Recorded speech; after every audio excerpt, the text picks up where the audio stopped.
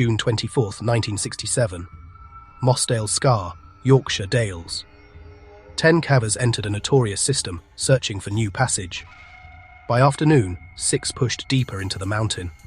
Above them, the weather began to turn, faster than any forecast warned. Rain hit the moor like a hammer. Streams swelled within minutes. Mossdale Beck poured into the cave's mouth, turning crawls into siphons. Inside, exits narrowed, then vanished. The system began to fill. On the surface, friends raised the alarm. A rescue surged to life. The beck became a brown torrent, driving water into every low passage. This is the story of those 6 men, the fight to reach them, and the lessons that reshaped British caving. Beneath calm hills, one storm decided everything. The group that gathered at Mossdale Scar on that fateful Saturday in June 1967 was more than just a team. They were a fellowship. They were men from different walks of life, students, engineers, apprentices, bound together by a singular consuming passion for the world that lay hidden beneath the ground. This was the golden age of British caving, a post-war era brimming with a quiet spirit of adventure, where the last great unknown frontiers were not across oceans, but deep within the earth. For these men, the dark, silent passages of the Yorkshire Dales were a cathedral, a laboratory, and a challenge all in one. They were drawn to the allure of the undiscovered, the chance to be the first to set foot in a passage no human had ever seen, to add another line to the intricate hand-drawn maps that were their sacred texts. This pursuit was not for the faint of heart. It demanded a rare combination of immense physical stamina and profound mental resilience. Caving, especially in a system as notoriously difficult as Mossdale, was an exercise in enduring discomfort. It meant hours spent crawling on hands and knees through ice-cold water, contorting one's body through constrictions barely wider than a human torso, and navigating a 3-dimensional maze in near-total darkness. But beyond the physical toll was the psychological one, the need to conquer the primal fears of confinement, of the dark, of being lost. And above all, it required an unwavering, absolute trust in the person crawling through the passage just ahead of you, and the one following just behind. In the depths of the earth, your companions were your lifeline, your guides, and your sole source of comfort. These were not reckless thrill-seekers. They were methodical explorers, pioneers in a subterranean wilderness. Many were members of esteemed university and local caving clubs, like the University of Leeds Speleological Association or the Happy Wanderers. These clubs were the crucibles of their craft. It was here, in smoky pub backrooms and university common rooms, that knowledge was passed down. They would spend hours poring over geological surveys and hand-drawn maps, debating theories about undiscovered connections and planning expeditions with an almost military precision. They were, in many ways, citizen scientists, contributing vital data on geology and hydrology, driven by a thirst for knowledge as much as for adventure. They were seasoned by countless hours spent in the cold, wet darkness, learning the language of the rock and the water. The equipment of the era was basic, almost primitive by today's standards. They wore boiler suits over thick woolen jumpers, garments that offered little protection from the penetrating cold and damp once soaked. Their primary source of light was the iconic carbide lamp. Its flickering yellow flame cast dancing shadows on the passage walls, creating a living, breathing darkness around them. These lamps were temperamental, requiring constant attention and a supply of calcium carbide and water. But their warm, organic glow was a small comfort in the oppressive black.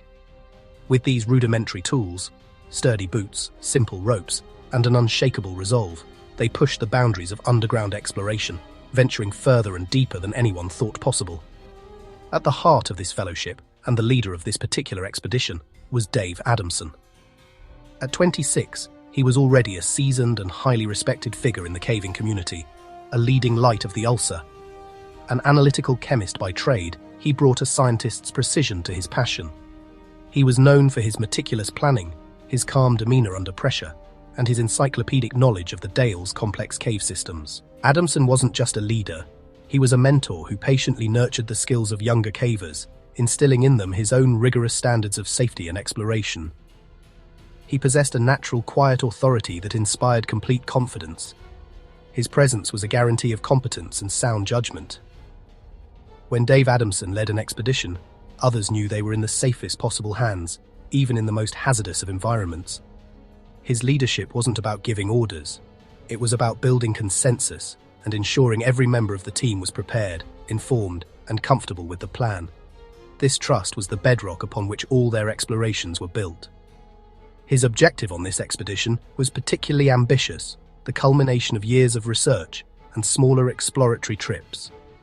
The goal was to find a dry, high-level connection between two major sections of the Mossdale system. For years, cavers had theorized that such a route existed, a holy grail that would bypass the dangerous waterlogged lower passages. A discovery of this magnitude would be a monumental achievement in British caving, cementing Adamson's reputation and opening up miles of new cave for exploration. It was a prize worth striving for. The team of 10 entered the cave that morning. As the day progressed, the brutal, unforgiving nature of Mossdale began to take its toll. The relentless crawling, the cold, and the sheer physical exertion were draining. After several hours of intense effort, having explored a significant new length of passage but not yet found the final connection, 4 members of the party were exhausted. Following established caving protocol and good sense, they conferred with Adamson. The decision was made for them to turn back, leaving the fresher members to continue the push. It was a sensible, routine decision, the kind made on countless expeditions before. They exchanged handshakes and words of encouragement. There was no sense of failure, only a shared understanding of the cave's demands and their own limits. The 4 began their slow, arduous journey back towards the surface and the promise of daylight. Now, a group of 6 remained. They paused for a moment, the beams of their carbide lamps cutting through the profound blackness, before turning their attention away from the exit and towards the deeper, unexplored darkness ahead. They were resolute, focused, and now, more isolated than ever. The 6 who continued deeper into the mountain were a formidable group, handpicked for their skill and endurance. There was Dave Adamson, the respected veteran. With him was John Ogden, a 21-year-old geology student whose academic knowledge complemented his practical caving skills. Colin Vickers, 23, was known for his quiet competence and unflappable nature. Michael Ryan, just 17 but already a confident and skilled caver. Jeff Boireau, also 17, an apprentice telephone engineer with a bright future. And finally, Bill Frakes, at 19, the youngest of the group but no less capable, known for his enthusiasm and strength. They were the core of the expedition, the A-team selected for this final challenging push towards a historic discovery. Together, they represented the very best of their generation of explorers, brave, intelligent, and deeply passionate. As they pressed onward, deeper into the labyrinth of rock and water, they were a tiny, self-contained world of flickering light and warm breath. Miles from the entrance, and hundreds of feet beneath the moor, they were utterly oblivious to the dramatic and catastrophic shift in the weather happening on the surface, a change that would seal their fate forever. The morning of Saturday, June 24, 1967, broke with a gentle, almost deceptive promise. Across the vast, rolling expanse of the Yorkshire Dales, the air was crisp and cool, carrying the scent of damp earth and wild thyme. The sun, still low in the sky, cast long shadows across the limestone pavement, painting the landscape in soft hues of gold and green. For the 10 cavers gathered on the moors above Wharfdale, the weather forecast had been a crucial green light. It predicted a fine, dry day, seemingly ideal conditions for their ambitious undertaking. This wasn't just a casual weekend outing. It was a meticulously planned expedition to tackle one of Britain's most formidable and notorious cave systems, Mossdale Caverns. The forecast wasn't merely a convenience, it was the cornerstone of their safety, the single most important variable in an equation fraught with known risks. Around mid-morning, after a last check, they began down. No Gore-Tex, no LEDs, just scratchy wool, boiler suits, and the spit and hiss of carbide flames that flickered like candles in a draft. Helmets steamed, pockets smelled of damp stone and metal. The gear was heavy, but trust was heavier. One by one they slid into the fissure at Mossdale Beck, the stream licking over the lip above them as daylight narrowed to a coin and the cave swallowed the sound of the moor. The transition is abrupt and absolute. Slipping through the tight opening, each caver left the sunlit open world behind. Within feet, the sounds of the surface, the gentle breeze, the distant bleating of sheep, vanished completely. They were swallowed by a profound silence, which was then slowly replaced by the hushed subterranean acoustics of the cave itself. The persistent rhythmic dripping of water percolating through limestone, the soft scrape of their boots on rock, and the echo of their own breathing. The air grew heavy, cool, and saturated with the ancient smell of wet stone. Above ground, the moorland returned to its tranquil state, the stream flowing placidly over the very rocks that now concealed the team. There was no premonition of the tragedy to come, no darkening of the sky or sudden shift in the wind. For those on the surface, and for the men now deep within the earth, the calm before the storm was absolute and unnervingly complete. Once inside, the world transformed into a brutal test of physical and mental endurance. The initial passages of Mossdale are notoriously tight, a section aptly named the Long Crawl. It's not a walk or even a stoop, but a grueling, seemingly endless sequence of crawls and squeezes through low, narrow conduits. The cavers were forced onto their bellies, inching forward through passages sometimes no taller than a foot, their bodies pressed between the unyielding rock above and below. The bobbing, flickering beams of their carbide lamps cut feeble paths through the oppressive darkness, revealing only the next few feet of their arduous journey. Progress was slow and exhausting. Water, cold and constant, flowed around them, soaking their woolen layers and chilling them to the bone. This was the price of admission to Mossdale's deeper secrets. As they pushed further, the route twisted and turned, branching into a disorienting three-dimensional maze. Passages split, rejoined, and dropped into different levels, creating a geological puzzle that could easily confound the unprepared. Navigation was paramount. Their lives depended on constant reference to their hand-drawn surveys, intricate maps painstakingly created on previous trips. At the front, trip leader Dave Adamson, an experienced surveyor, would pause frequently, his lamp illuminating the delicate lines on the waterproof paper. He'd compare the drawing to the rock formations around them, identifying key junctions and confirming their position before signaling for the group to proceed. Every turn was a deliberate choice, a step deeper into the labyrinth. But beyond the physical exertion and navigational challenges, Mossdale Caverns held a fearsome reputation, built on its sheer brutal difficulty and one specific ever-present danger, its terrifying propensity for flooding. This was the cave's dark secret, the risk that overshadowed every expedition into its depths. The danger is a matter of simple, deadly hydrogeology. The cave's entrance lies directly in the path of Mossdale Beck, a stream that drains a large catchment area of the surrounding moorland. After heavy rain, this gentle beck can swell to a raging, unstoppable torrent in minutes. Unlike vertical pothole systems where water might cascade down a central shaft, Mossdale is predominantly horizontal. Its low, winding passages mean that any significant influx of water doesn't just flow through the cave. It fills it completely, from floor to ceiling, turning the entire system into a submerged, inescapable trap. The very crawls and squeezes the team had just navigated would become impassable siphons, sealing off all routes to the surface. The cavers knew this well. It was the most discussed and respected danger of Mossdale. The favourable forecast, therefore, was not a casual observation, but a critical factor in their decision to proceed. It was a calculated gamble, an act of faith placed in the science of meteorology and the stability of the Yorkshire skies. Based on the best information they had, the risk seemed acceptable. They were experienced, well-prepared, and confident in their plan. But they were gambling against a force of nature that is notoriously unpredictable in a place that offers no second chances. While the 6 explorers pushed deeper, the weather on the surface began a dramatic and unforeseen transformation. This was not a slow decline.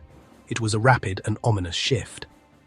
Deep inside the cave, they were oblivious, insulated from the world above by hundreds of feet of solid rock. The storm did not arrive gently. It was a cloudburst of exceptional intensity, unloading a huge quantity of water over a small area in minutes. The raging waters of Mossdale Beck poured directly into the opening. The physics of the flood were brutally simple and terrifyingly swift. The low horizontal passages filled completely, a phenomenon known as sumping. Each dip in the passage became a U-bend, creating impassable underwater barriers. The trap was sprung. Their lifeline passages were now filling with a churning, unstoppable torrent. There was no escape route. There was no way to call for help. On the surface, Their friends who had turned back earlier emerged to a scene of elemental fury. They knew instantly what this meant. The alarm was raised. The alarm was raised through a single, crackling telephone line. In an era before instant communication, the news travelled the old-fashioned way. By word of mouth, from one police constable to the next, from farmhouse to village pub. The message was simple and stark. Cavers were overdue, and the fell was in flood. Within hours, what was moments before a desolate, rain-lashed hillside, began a startling transformation. The narrow, muddy track leading to the cave became a choked artery of headlights and activity. Police Land Rovers, their blue lights cutting through the gloom, were joined by the battered vehicles of local farmers and the cars of volunteers from across the north of England. An impromptu command post was established, a chaotic hub of shouted instructions and hurried consultations over maps spread across vehicle bonnets. This was no longer just a remote spot on a map. It was the center of a desperate hope, a place where an entire community, from seasoned rescue experts to ordinary men and women, converged with a single unified purpose: to fight the unforgiving mountain and save those trapped within its depths. Upon arrival, the scale of the challenge was immediately, terrifyingly apparent. The primary antagonist was the water. The relentless cloudburst had turned the gentle beck that normally trickled into the cave into a raging brown torrent. It wasn't just flooding the system, it was actively plunging into it with immense force. The first, most critical task was to staunch the flow. A desperate, almost primal battle against the elements began. Under the direction of experienced local miners and farmers, who knew the land intimately, a human chain formed. Men, soaked to the skin and shivering in the cold, used picks, shovels, and sometimes just their bare hands to dig diversionary trenches in the thick peat. They built makeshift dams from whatever they could find, heavy stones pulled from the hillside, clumps of turf, and sandbags that had been rushed to the scene. The goal was to redirect the surface runoff, to steer the torrent away from the cave mouth. It was a grueling, seemingly futile effort against the sheer volume of water, a constant struggle where every foot of trench dug felt like a victory against the storm itself. As dusk bled into a black rain-filled night, the second phase of the operation began. The site, now illuminated by the harsh, stark glare of portable generators and vehicle headlights, resembled a battlefield. The strategy shifted from diversion to extraction. Heavy-duty industrial pumps, sourced from fire brigades and local quarries, were laboriously hauled into position over the treacherous ground. The logistics were a nightmare. Each pump weighed hundreds of pounds and required a team of men to maneuver. Hoses, thick as a man's arm, were uncoiled and fed down into the churning maw of the cave entrance. The theory was simple: pump the water out of the initial passages faster than the flood was pouring in. Engineers and rescue leaders hoped that by creating this deficit, they could lower the water level by a few crucial feet, perhaps enough to expose an air gap, enough for a rescue team to gain entry and push deeper into the system. The roar of the diesel pumps now joined the roar of the flood, a mechanical heartbeat in the fight against nature's fury. With the pumps running at full capacity, the first teams prepared to descend. The conditions they faced were nothing short of appalling. These were not divers in the modern sense, but cavers wearing rudimentary neoprene wetsuits, offering minimal protection against the biting cold of the floodwater. Their equipment was basic: heavy lead-acid batteries connected by a wire to a simple headlamp, providing a fragile bubble of light in an all-consuming darkness. They entered a world of violent, chaotic motion. The current inside the entrance passage was a powerful, relentless force, threatening to tear them from their guide ropes. Every inch of progress was a struggle against the torrent, and accompanying them constantly was the deafening, disorienting roar of the water, echoing off the unseen walls, a terrifying soundtrack to their perilous mission. The initial teams were forced back, beaten by the sheer power of the water. It was clear that specialist skills were needed. A call was made to the Cave Diving Group, a small, elite fraternity of volunteers who pioneered the perilous art of exploring flooded passages. When they arrived and assessed the situation, even these seasoned experts were taken aback. Descending into the maelstrom, they described the flow not as a current, but as a jet of water so powerful it could physically rip their masks from their faces and tear their breathing regulators from their mouths. The visibility was zero. The water was a thick, swirling soup of silt and peat.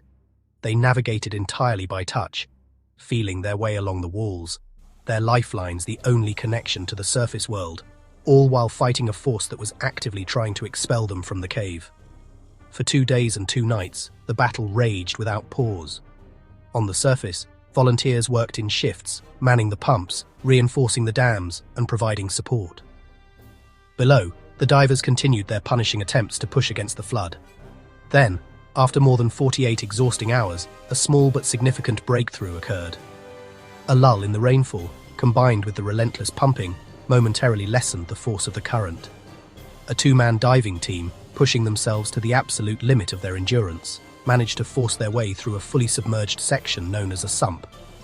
They surfaced, gasping, into a passage beyond the main flood. For the first time, they were past the blockage. The roar of the water was suddenly muffled, replaced by an eerie, dripping silence. A fragile sense of hope flickered on the surface. As the diver's headlamp beam cut through the darkness of the newly accessed passage, it swept across the walls and then upwards. And there it was, the first sign of the missing cavers. It wasn't a shout or a light in the distance. It was a single, poignant object. A caver's helmet jammed hard against the ceiling of the passage. The beam lingered on it. In the silent, dripping darkness, the implication was immediate and devastating. The helmet was lodged at the high water mark. Its position was irrefutable proof that at the peak of the flood, the torrent had filled this passage completely, from floor to ceiling. There would have been no airspace, no pocket to breathe, no chance of survival for anyone caught here. The news was relayed back to the surface via the diver's lifeline. The message, passed from the dive controller to the police inspector in charge, spread through the assembled crowd, not like wildfire, but like a chilling frost. The frantic energy that had animated the site for 2 days evaporated. The roar of the pumps seemed to fade into the background as a heavy, stunned silence fell over the hillside. Hope, which had been the fuel for this monumental effort, was extinguished in an instant. The faces of the rescuers, miners, farmers, cavers, policemen, were etched with exhaustion and now with profound grief. The objective had irrevocably changed. The mission was no longer a rescue, it had become a recovery operation. Despite the grim knowledge, rescuers felt a profound duty to bring their friends home. But the cave remained saturated and unstable. To recover the bodies from the deep, complex passages would require multiple teams working for days in the most hazardous environment imaginable, with the constant threat of another flood pulse. After days of relentless effort and agonizing deliberation, the coroner and rescue leaders reached a gut-wrenching conclusion. The recovery was to be abandoned. The risk to rescuers' lives was simply too high. To prevent any further tragedy, it was decided that the entrance to Mossdale Caverns must be permanently sealed. The act of sealing the cave was a moment of profound finality. It transformed the site from an entrance to an adventure into a formal, consecrated grave. The families were faced with the reality that they would never be able to bring them home. Their grief was compounded by the knowledge their loved ones would remain forever entombed in the place that had claimed their lives. The Mossdale tragedy became a brutal wake-up call, forcing a profound re-evaluation of safety. Rigorous weather assessment became mandatory. The old ethos of giving it a go was replaced by a new mantra. If in doubt, stay out. The deaths of 6 young men, a terrible loss, ultimately made the sport they loved safer for all future generations. Their story became a vital lesson in the awesome, unforgiving power of the natural world. Today, the area around Mossdale Caverns has returned to its wild, peaceful state. To an unknowing visitor, there is little to suggest the drama that unfolded here. The tragedy serves as a permanent, humbling reminder of the fine line between adventure and disaster, between discovery and loss. The Mossdale Caverns remain sealed to this day, a silent monument to 6 explorers who never returned. At 10 a.m. in northeastern Mexico, a mirror-still pool conceals the vertical abyss of El Zacaton, where 2 divers prepare to descend beyond daylight. A hiss of gear, one steady breath, then silence as twin lights slip under. Only one will return. Today we will go over the tragic case of Sheik Exley and his final moments in the unforgiving depths of El Zacaton. Make sure to like the video and subscribe to the channel to see more true exploration stories. In caves, the path forward means nothing without the path home. A thin guideline held by a gloved hand, its beams swallowed by black stone. Lose it, and the cave keeps you. Sheck Exley knew this better than anyone, a quiet math teacher on land, a titan below. He wrote the rules, then dared the abyss that breaks them. His world lived under rock and time, cavern ceilings, sinkholes, vertical shafts that swallow daylight whole. Below 100 feet, the sun dies. The silence presses like weight. For most, a nightmare. For Exley, a calling. He brought order to darkness. Gauges, depth marks, arrows on line, notes in a wet notebook. Calm breathing, cold decisions. He treated risk like math and lived at the edge of the possible. 4,000 cave dives, first to log 1,000. System after system, he went farther, longer, and always came back. Respect was earned in silence and in exits. One number stalked him, 1,000 feet on scuba. Not just depth, pressure. At that range, biology bends, metal complains, minds wander, most turn back. The place was El Zacaton, green on top, black below. Exley would not go alone. Jim Bowden, rival and friend. 2 minds, 1 plan, 1 nod, 1 breath. They dropped. The hiss of life support, the line paying out. The world above sealed behind them. 2 descended. Only 1 would surface. This is how Sheck Exley met the deepest pit on Earth, and why the law to find the way out matters. The story begins. In the sprawling, sun-drenched suburbs of Jacksonville, Florida, Sheck Exley was born into a world that seemed, on its surface, entirely ordinary. But from his earliest days, it was clear he was wired differently. He was a quiet, introspective child, less interested in the boisterous games of his peers, and more captivated by the internal world of thought and imagination. His mind was a natural home for patterns, logic, and the elegant certainty of numbers. While other children saw a playground, Sheck saw geometry. Where they saw chaos, he perceived an underlying order waiting to be deciphered. This innate analytical lens was paired with a fervent love for science fiction, tales of astronauts venturing into the unknown, exploring alien planets and navigating the hostile vacuum of space. These stories weren't just escapism. They were a blueprint for a yearning that was taking root deep within him, a desire to journey to places no one had ever been before. He was a boy with the mind of a mathematician and the heart of an astronaut, living in a landscape that held its own hidden alien worlds just beneath the surface. This analytical nature found its first professional outlet in a seemingly conventional career. He became a high school algebra and trigonometry teacher at Suwannee High School in Live Oak, Florida. To his students, he was Mr. Exley, a calm, methodical presence who could unravel the most daunting equations and make abstract concepts feel tangible. He taught mathematics not as a dry academic subject, but as a language for understanding the world, a tool for solving complex problems with precision and clarity. His classroom was a domain of logic, where every problem had a solution if one followed the rules. He was known for his patience and his ability to connect with students who struggled, showing them that the path through a difficult problem was a step-by-step process. There was a right way and a wrong way, and the difference was a matter of discipline. This daily practice of instilling logical rigor in young minds was, in retrospect, a rehearsal for a far more demanding and dangerous application of the very same principles.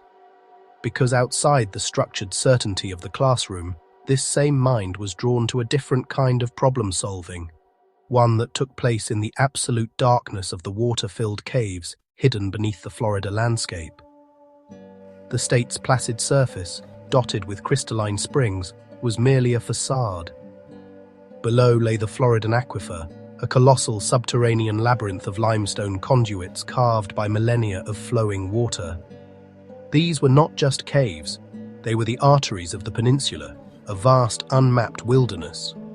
For Exley, the dark, beckoning mouths of the springs were portals. They were the real-world equivalent of the alien landscapes he'd read about as a boy, a frontier that was not in the distant stars, but right under his feet. The challenge was irresistible: to apply the cold logic of mathematics to the fluid, unpredictable, and utterly unforgiving environment of an underwater cave. His journey into this subterranean world began in 1965. At just 16 years old, he earned his scuba certification. Like many new divers in the region, he was immediately drawn to the unique allure of Florida's freshwater springs, places like Ginny Springs and Peacock Springs. These natural wells offered unparalleled visibility, a constant cool temperature, and served as windows into that vast underground network of limestone caverns. The initial dives were intoxicating. The feeling of weightlessness, the silent beauty of the sunlit basins, the dance of light rays piercing the water, it was a profound escape. But for Exley, the true fascination wasn't in the light.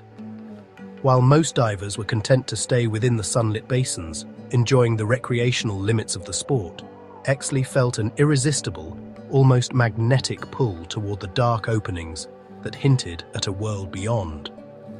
Where others saw a forbidding black hole and felt a primal fear of the unknown, he saw a question that demanded an answer. What was in there? How far did it go? What secrets did it hold? He was captivated not just by the beauty, but by the challenge of exploration itself. Each cave was a puzzle, a three-dimensional maze that had never been mapped, a problem that had never been solved. This was the ultimate test of his logical mind. What immediately set Exley apart from the handful of other early cave explorers was his meticulous, almost clinical approach. He didn't see himself as a thrill seeker. He saw himself as a scientist and an engineer in a hostile environment. He treated every single dive like a complex mathematical problem, with variables that had to be controlled and accounted for. Air consumption, depth, time, distance, decompression obligations. These weren't just numbers, they were the components of a life or death equation. In the absolute blackness of a cave, hundreds of feet from the nearest exit, there was no room for improvisation, no tolerance for error. A single miscalculation could be, and often was, fatal. His methodical nature, honed in the classroom, was now his most critical survival tool. His reputation for methodical, relentless exploration grew at an astonishing pace. Between 1965 and 1970, he systematically pushed the boundaries of what was thought possible. He wasn't just diving, he was conducting a grand underwater survey, one dive at a time. His dive logs from this period are a testament to his discipline, filled with precise measurements, detailed maps, and objective observations. By 1970, just 5 years after his first certification dive, he achieved a milestone that was, at the time, almost incomprehensible. He became the first person in history to log 1,000 cave dives. In an era when most divers were lucky to survive a few dozen, Exley had turned the most dangerous sport in the world into a systematic, repeatable science. He wasn't just racking up numbers, he was fundamentally inventing the sport as he went. The equipment was primitive, the techniques non-existent. So, he developed them. He experimented with different ways of laying a continuous guideline, the sole lifeline back to the surface. He refined his gear, modifying regulators for better performance at depth. And most critically, he pioneered the concept of staging safety bottles, placing extra tanks of breathing gas along the guideline at strategic points. This created depots of air that extended range and, more importantly, provided a crucial backup in case of an emergency far from the cave's entrance. These innovations were revolutionary, born from his own near misses and logical analysis of risk. Today, they are the bedrock of standard cave diving practice. This drive to create safety protocols was fueled by grim reality. Exley saw firsthand the deadly consequences of carelessness. In the late 1960s and early 70s, cave diving was earning its reputation as the world's most dangerous sport, one tragedy at a time. Untrained open-water divers, lured by the beauty of the springs, would venture into the overhead environment without a guideline, without sufficient air, and without backup lights. Panic, disorientation, and death were frequent outcomes. Exley was often the one called upon to perform the grim task of recovering the bodies of his fellow divers. Each recovery was a somber, first-hand lesson in what could go wrong. He analyzed every accident with the same dispassionate logic he applied to his own dives, determined to understand the chain of events that led to disaster. He dedicated himself to creating a rigorous code of conduct, a set of unbreakable rules designed to prevent these tragedies. His most enduring contribution was a simple but brilliant concept for air management, born from his mathematical mind, the rule of thirds. The logic was irrefutable. A diver would use 1/3 of their starting air supply for the penetration into the cave. The second third was allocated for the exit. The final, crucial third was to be held in reserve, untouched. This final third was the margin of safety. It was not for extending the dive, it was for solving problems. This emergency supply could be used to deal with an unexpected delay, like fighting a strong outflowing current. It could be used if a diver became briefly entangled and needed extra time to cut themselves free. Or, in the most critical scenario, it could be used to share air with a dive partner who had suffered a catastrophic equipment failure. It was a simple, elegant rule, but it created an unbreakable buffer against the unforeseen. It transformed air management from a guessing game into a calculated plan. He applied the same logic to another critical system: light. In the open ocean, a light failure is an inconvenience. In a cave, it is a death sentence. The darkness is absolute, a physical presence that erases all sense of direction. To combat this, Exley stressed the principle of redundancy. He mandated that every cave diver must carry a minimum of 3 independent light sources, a powerful primary light, and at least 2 smaller, reliable backup lights. The failure of 1, or even 2, would not leave a diver stranded in impenetrable blackness. Like the rule of thirds, it was a simple protocol that provided a powerful layer of safety. Through his writing, his teaching, and his personal example, Exley began to transform a scattered community of risk-takers into a disciplined fraternity of explorers. He co-authored the first cave diving training manual, Basic Cave Diving, codifying his principles for a new generation. Divers listened because his authority was absolute. They knew his advice wasn't theoretical. It was forged in the darkest, deepest, and most dangerous corners of the earth. He was the man who had been there, pushed the limits, and returned, not by luck, but by logic. He was building a foundation of safety that would allow others to follow him into the dark. In the arid landscape of northeastern Mexico lies a geological wonder. The largest and most mysterious of these is El Zacaton. From the surface, it appears as a near-perfect circle. But this serene image masks a terrifying reality. It is the mouth of a colossal vertical shaft plunging deep into the Earth's crust. Unlike other cenotes, the Zacaton system is geothermal. For millennia, volcanically heated, acidic groundwater has been dissolving the limestone from below, carving out an abyss deeper than any known water-filled pit in the world. The water itself is a hostile environment. Visibility is limited, and below 100 feet, the sun vanishes completely. The pressure rises with terrifying speed. The shaft's verticality presents immense physiological dangers: nitrogen narcosis, the bizarre effects of high-pressure nervous syndrome, and the risk of carbon dioxide buildup in a rebreather. For a man like Sheikh Exley, who had set depth records around the world, El Zacaton was the ultimate prize. The siren's call was irresistible. The morning of April 6, 1994, broke warm and clear over El Zacaton.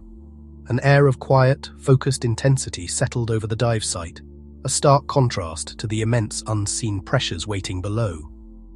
This was not just another dive, it was an assault on the deepest known underwater pit on Earth, and the preparations reflected the gravity of the undertaking. For Sheikh Exley and Jim Bowden, the day began not with a rush of adrenaline, but with a methodical, almost ritualistic assembly of their life support systems. Every component of their closed-circuit rebreathers was laid out, inspected, and assembled with surgical precision. The carbon dioxide absorbent, a chemical that would scrub their exhaled breath, was carefully packed into its canister. A single channel or void in this material could be fatal, allowing a buildup of CO2 that would lead to hypercapnia, a silent and insidious killer at depth. Exley moved with his characteristic calm. His confidence came from his meticulous preparation, transforming anxiety into focused action, leaving nothing to chance. He triple-checked the calibration of his oxygen sensors, the electronic hearts of the rebreather. These sensors were the only thing preventing a fatal dose of oxygen at pressure, or a hypoxic gas mix that would render him unconscious. The protocol was absolute. Trust the consensus of 2 sensors if a third deviated. He then programmed his dive computers, inputting the complex sequence of gas mixtures they would breathe. For the crushing depths they aimed for, air was a poison. They would descend on trimix, a carefully blended cocktail of oxygen, helium and nitrogen, designed to mitigate the debilitating effects of narcosis and oxygen toxicity. Their bottom mix, for the deepest phase of the dive, would contain as little as 3 or 4% oxygen, a mixture that would be unbreathable at the surface. The plan was a symphony of logistics.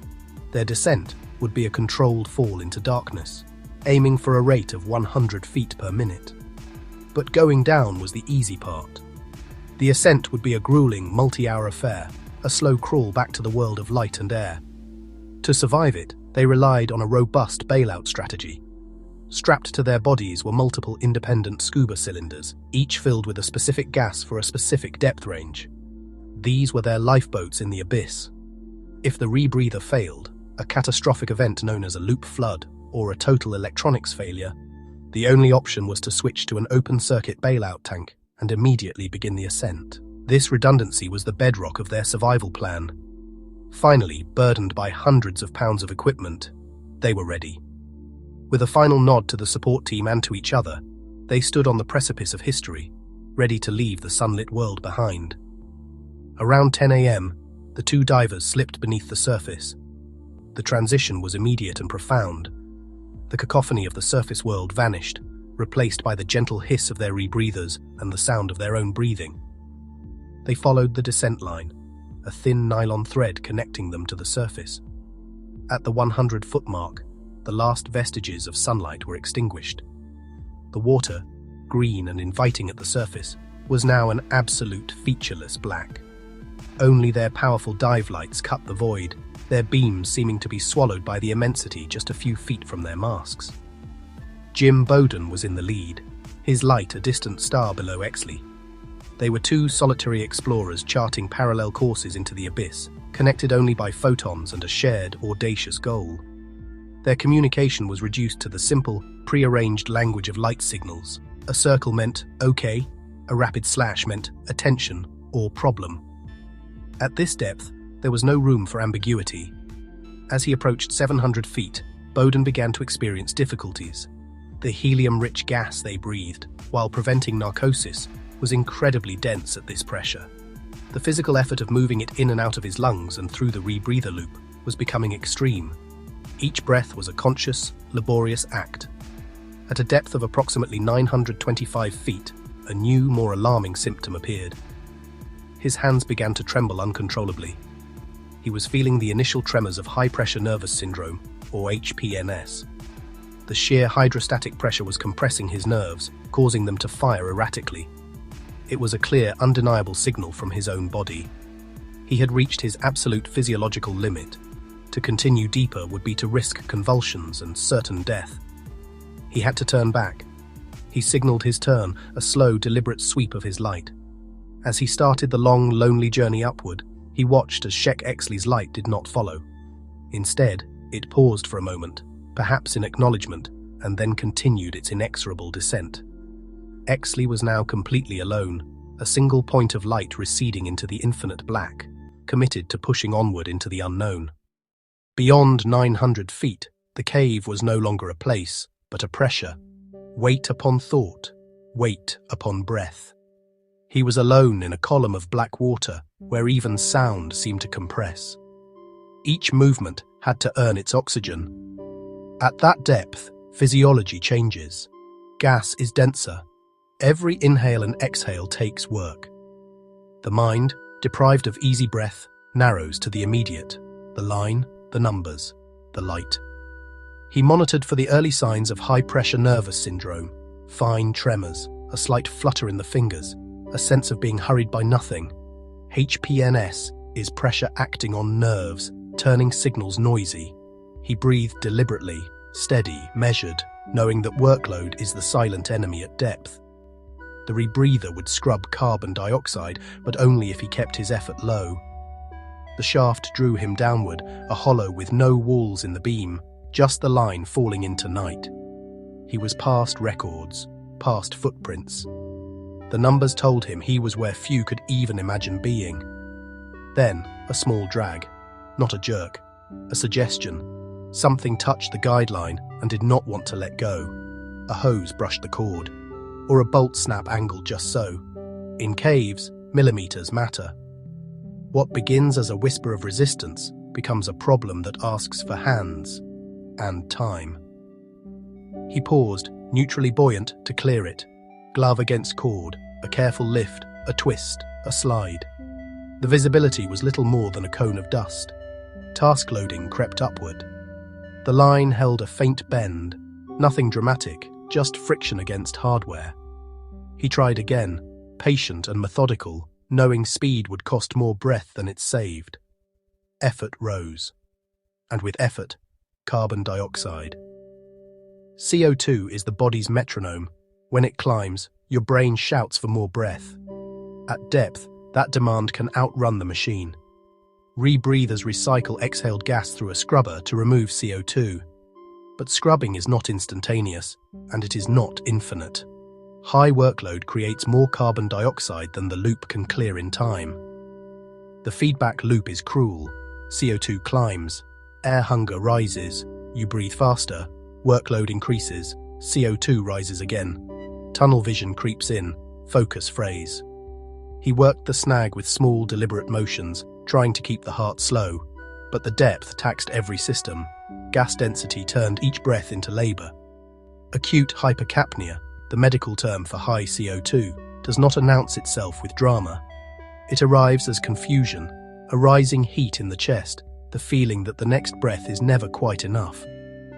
Decision windows narrowed. At this depth, a bailout to open circuit is possible, but costly. Gas goes fast, work climbs, the ceiling of decompression obligations presses down. He had planned for failure, multiple lifelines, but plans depend on cognition.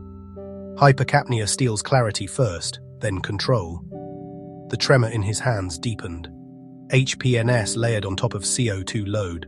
Pressure on nerves, pressure on breath, pressure on time. He tried to buy space, stop, breathe, think. But the margin was gone. The loop could not keep up. The black pressed closer. Overwhelmed by a perfect storm of hypercapnia and HPNS, cognition slipped. The hands slowed. The struggle ceased. His light remained, an artificial star in an ancient night, painting a small cathedral of silt and rock in pale white. Around it, the cave absorbed the news without comment. Water, stone, silence. Above and far away, Jim Bowden was already on his way up, committed to hours of staged decompression.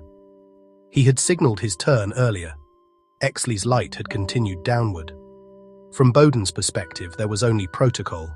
Ascend, stop, wait, breathe, and do not break the ceilings that keep bubbles out of blood. At that depth, rescue is not a choice. Physics decides. The distance between two lights in a pit that deep is measured in hours, not feet. Information moves slowly. So does hope. Recovery would take days, teams, plans, and limits. The pit's geometry, the depth, the decompression burden, each imposed a boundary that no willpower could erase. There was no panic in his equipment. Later analysis would show a physiological cascade, not a failure of nerve. The systems worked until the body could not. Lessons endure. Manage the line as if memory depends on it, because it does. Keep workload low at depth.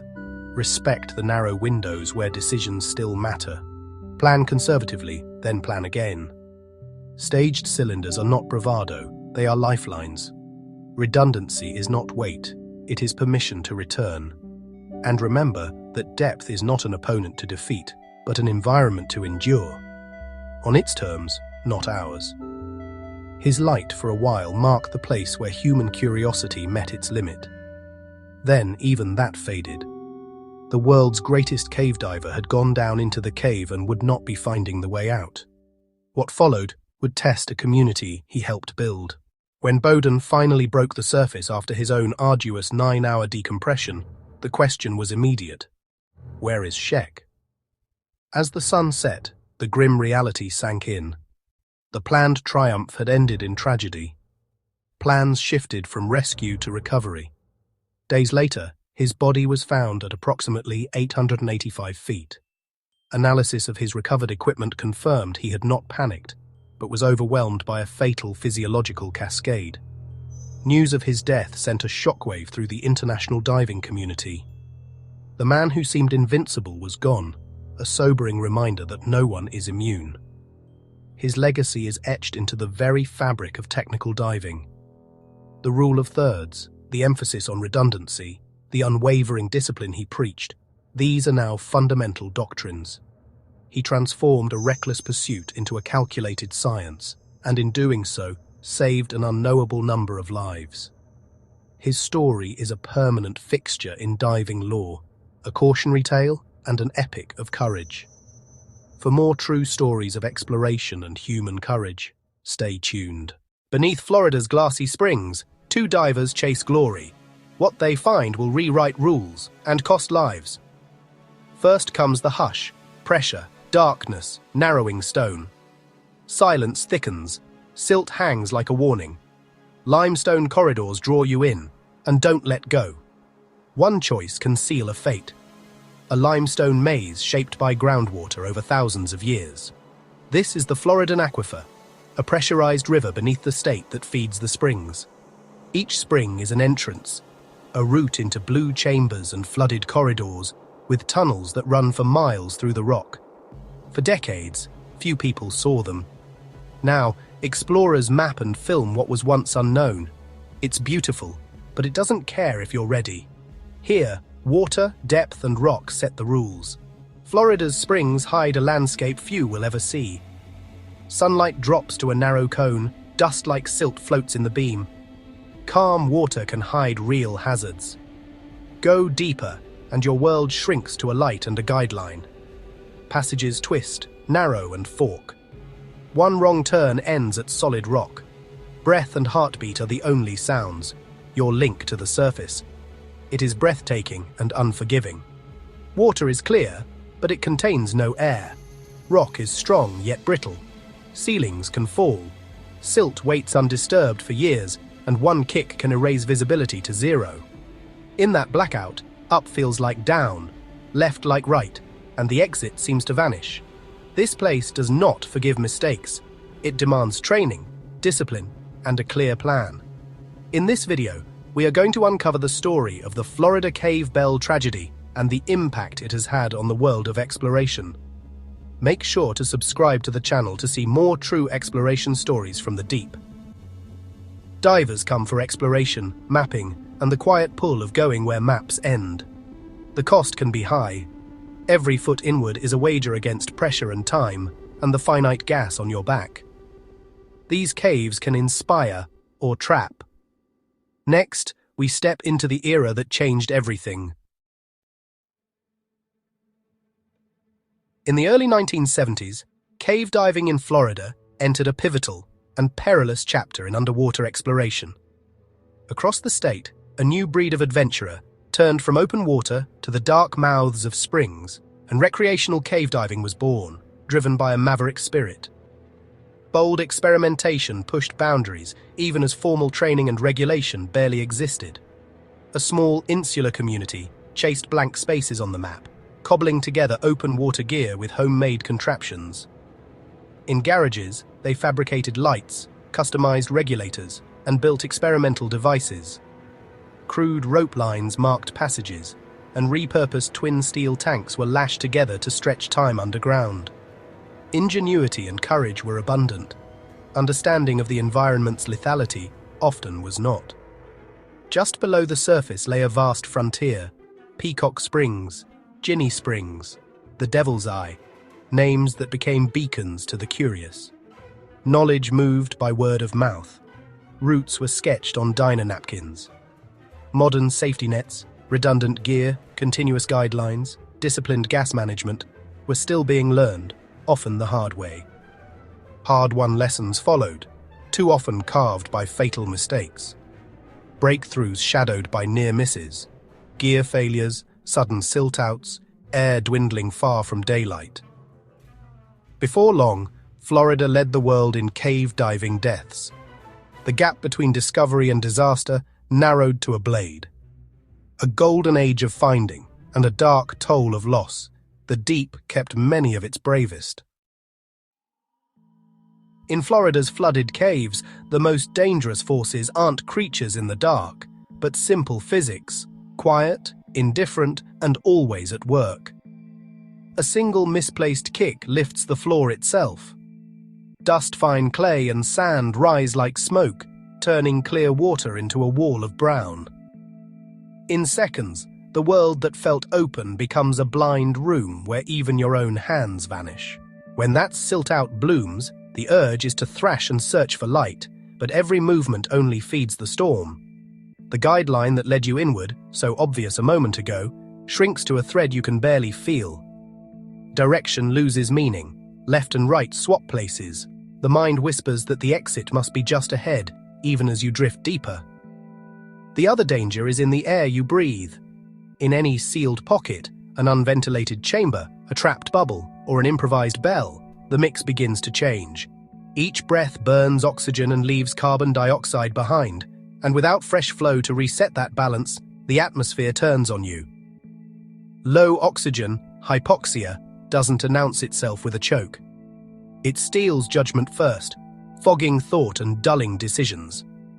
Meanwhile, rising CO2, hypercapnia, hammers the body with a pounding head, a tight chest, and an iron command to breathe faster. Panic feels reasonable. It's written into your blood chemistry. Together, those forces make escape unlikely. Vision narrows, movements grow clumsy. The plan you rehearsed fades under a roar of breath and heartbeat. In these places, survival belongs to the divers who slow down, who keep a hand on the line, who respect that air, light, and time are all running meters. This is the physics of entrapment, never theatrical, always patient. In overhead environments, mistakes aren't punished loudly. They're collected quietly, second by second, until there's nothing left to trade. By mid-1973, the Florida cave diving community was at a precarious crossroads. The past several years had been a whirlwind of rapid, unchecked expansion. The number of divers had grown. The equipment had become more powerful. The penetrations into the earth had become deeper and more audacious than ever before. A vast amount of territory had been charted, but the cost had been extraordinarily high. The rising fatality rate was becoming impossible to ignore, a dark shadow that loomed over the entire sport. State agencies were issuing increasingly dire warnings, and the nascent safety organizations were struggling to be heard over the roar of ambition. This period represented a critical tipping point. On one side was the old guard, the pioneers who thrived on risk and improvisation, who believed that courage and ingenuity were the only certifications needed. On the other side, a new consciousness was beginning to dawn, one born from tragedy. This emerging philosophy championed methodical planning, redundant systems, and rigorous training. A small group of hobbyist divers, captivated by these tales of discovery and steeped in the era's can-do spirit, began to formulate a plan. They had heard whispers of an unmapped cavern system, a promising lead near a known spring. They believed that with the right tool, they too could make their mark. Their plan was ambitious, centering on the construction and use of their own improvised diving bell. This device, they believed, would be their key to unlocking the cave, their underwater base camp for an extended expedition. It was the culmination of all the era's trends, homemade equipment, the desire for deeper and longer dives, and a profound underestimation of the invisible dangers. As the hot, humid Florida summer of 1973 began, the pieces were falling into place for a tragedy that would serve as a brutal and definitive lesson. A generation stood on the brink, and for some, the next step would be into darkness. And sadly, that step was about to be taken. The morning of June 24th, 1973, dawned hot and still. At the edge of the spring, The atmosphere was tense with nervous excitement and focused activity. The two divers who would make the descent, John and Michael, performed their final gear checks. They were equipped with standard gear for the era.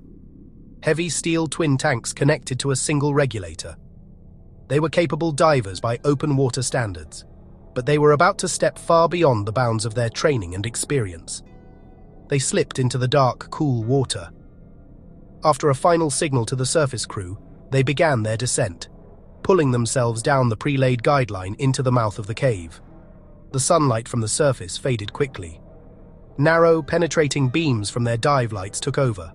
The world contracted, reduced to the small circle of illumination and the reassuring rope in their hands. Silence enveloped them, broken only by the steady, rhythmic sound of their breathing. The initial part of the descent was straightforward, following the path set on previous weekends. They moved down the vertical entrance shaft and into the first large chamber. Their objective: find a stable, rocky outcrop to land the bell. They signaled to each other with their lights, confirming position and plan. 3 sharp tugs on the rope. On the surface, the crew responded, beginning the most critical and hazardous phase of the operation, lowering the bell. The immense weight of the steel structure, even with the buoyancy of the air trapped inside, made it incredibly difficult to manage. It did not descend gracefully. It tilted and swayed, its movements clumsy and unpredictable, bumping against the sides of the vertical entrance shaft. As the bell cleared the entrance shaft and entered the main chamber, its movement became even more erratic. It was like a pendulum, swinging slowly in the dark water, its trajectory dictated by slight currents and the uneven pull of the rope from above. They encountered a detail that wasn't on their mental map. The ceiling, which they thought high and vaulted, dipped down unexpectedly, creating a wide but low archway. The bell, however, was wider than the lowest point of the archway. With a final coordinated heave, the divers pushed the bell forward. It moved a few more inches and then stopped. It did not just stop, it settled. The bottom edge of the bell, dug into the silt bed, acted like a plough, churning up decades of accumulated sediment. The fine, powdery material erupted into the water column in a thick, boiling plume. The silt cloud expanded with terrifying speed. The powerful beams from the divers' lights, which moments before had cut through the murky water, were now useless. The light simply hit the wall of suspended particles and scattered, illuminating nothing but a blinding, featureless fog just inches from their faces. John and Michael were now completely alone, each suspended in his own private universe of blackness. One of the divers, likely by accident, bumped into the cold metal of the bell. He found the open bottom of the bell and, in a moment of desperation, made a fateful decision to seek refuge inside the very object that had caused the disaster. He pulled himself up and into the air pocket. His head broke the surface of the water inside the bell, and he was met with a different kind of darkness, the absolute black of an unlit, enclosed space. He could breathe. He ripped the regulator from his mouth, gasping the thick, humid air. The immediate relief would have been immense. He may have fumbled for a backup light, perhaps a small chemical stick, cracking it to life. The small space would have been filled with a weak, ghostly glow, revealing the raw, unfinished interior of their homemade creation. Michael had not made it inside. The initial sense of relief would have quickly given way to a new and more complex form of dread. He was trapped. The bell was immovably stuck. He was in a tiny, artificial bubble of air, hundreds of feet inside a flooded cave, with no clear path of escape. His best, perhaps only chance of survival, seemed to be to wait. The air trapped inside the diving bell was a finite resource. As John floated inside the bell, his body was acting as a slow-burning engine, consuming oxygen with every inhalation. The initial effects, hypoxia, are not alarming. There is no choking sensation, no desperate gasp for air. Instead, the symptoms are insidious and neurological. With every breath John exhaled, he was releasing carbon dioxide into the small, sealed atmosphere of the bell. As CO2 in the bell climbed, John's body would have sounded increasingly frantic alarms. The first symptom, breathing rate increased. Breathlessness set in, unable to get a full, satisfying breath. The cruel paradox: feels like suffocating while surrounded by air. In the final minutes, the combination of severe hypoxia and hypercapnia would have driven John into a state of irrational, animalistic panic. Any semblance of planning or logical thought would have been completely obliterated. He may have attempted a final desperate escape. Overwhelmed by suffocation, he might have tried to submerge himself again to get back into the water, but his body, starved of oxygen, would have been weak. His mind, poisoned by CO2, would have been incapable of remembering basic scuba steps. This burst of activity was short-lived. The exertion would have consumed the last usable oxygen in his blood. His muscles ceased to respond. His vision closed in.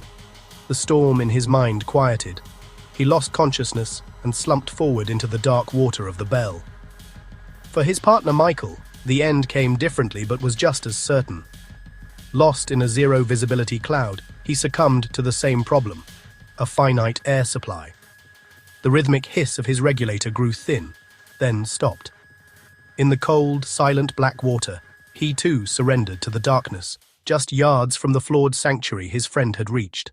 Back on the surface, time stretched into an elastic, agonizing band.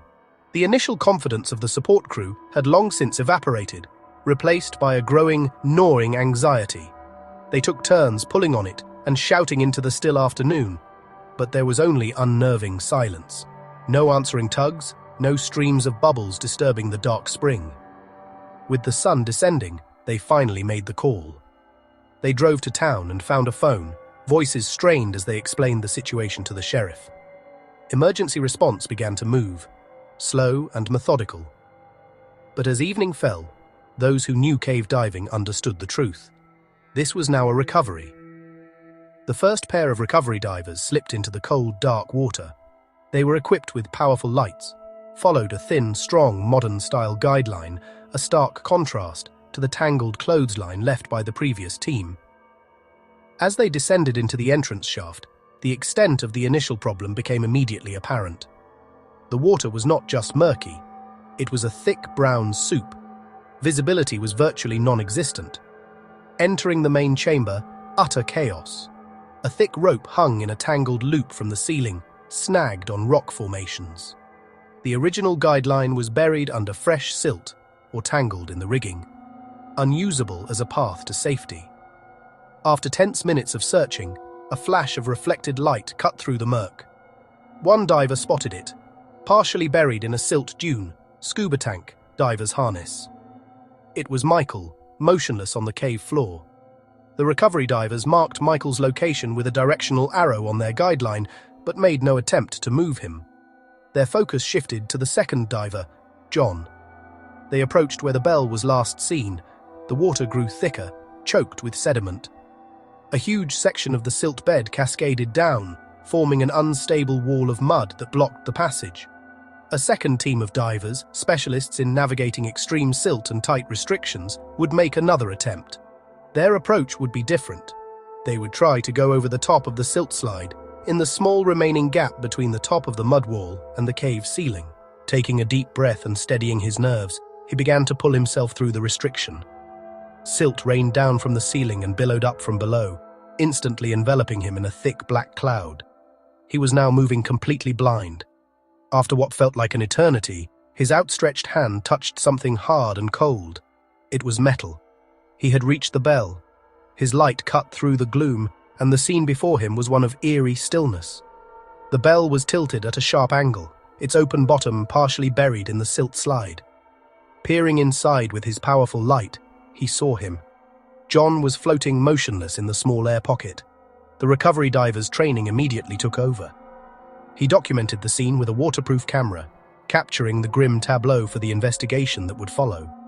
He quickly determined the answer to both was a definitive no. The situation was far too unstable and dangerous. The Belle was under immense pressure from the surrounding rock. Any attempt to cut it open or shift it could make the fragile limestone fracture. That could send tons of rock crashing down on the recovery team. With a heavy heart, he secured the Belle entrance and tied a line across the opening. A symbolic closing, a final act. He began the slow, careful retreat, leaving John entombed in the silent, dark chamber. Back on the surface, the second team's report confirmed the worst fears of the recovery coordinators. The lead recovery diver, a man who had participated in more of these operations than he cared to remember, made the official recommendation. The recovery of the second victim, John, should be abandoned. Officials reluctantly concurred. The sheriff announced the active recovery operation was to be halted. The entrance to the spring would be sealed off. The cave would become a designated grave, a permanent memorial to the two men who had perished within its depths. With the recovery operation concluded, the focus shifted to investigation. The newly formed National Association for Cave Diving and the National Speleological Society's cave diving section. This incident was not an isolated anomaly, a textbook example of what was wrong. Investigators interviewed the surface crew and the recovery divers at length, meticulously reconstructing the timeline of the disaster. They documented the design of the homemade bell, noting its lack of ventilation, its clumsy deployment system, and its complete unsuitability for a cave environment. The primary cause was attributed to gross diver error from a complete lack of formal cave training. The divers had violated every fundamental rule of safe cave exploration. They had entered an unknown system with poor visibility. They had no concept of proper gas management. They used untested and dangerous experimental equipment, and they had no viable emergency plan. This incident, and others from the same period, became cornerstones of the new safety curriculum by NACD and NSS-CDS. The story of the diving bell disaster was used in training lectures as a powerful cautionary tale. The 1973 diving bell tragedy was a brutal but effective catalyst for change. It was one of several high-profile fatalities in the early 1970s that forced the cave diving community to confront its reckless culture. The concept of using improvised air bells or relying on natural air pockets was completely abandoned. The rule of thirds for gas management became an ironclad law. The importance of redundant equipment, including backup lights and a fully independent backup breathing system, became a core tenet of the sport. Training and certification became mandatory.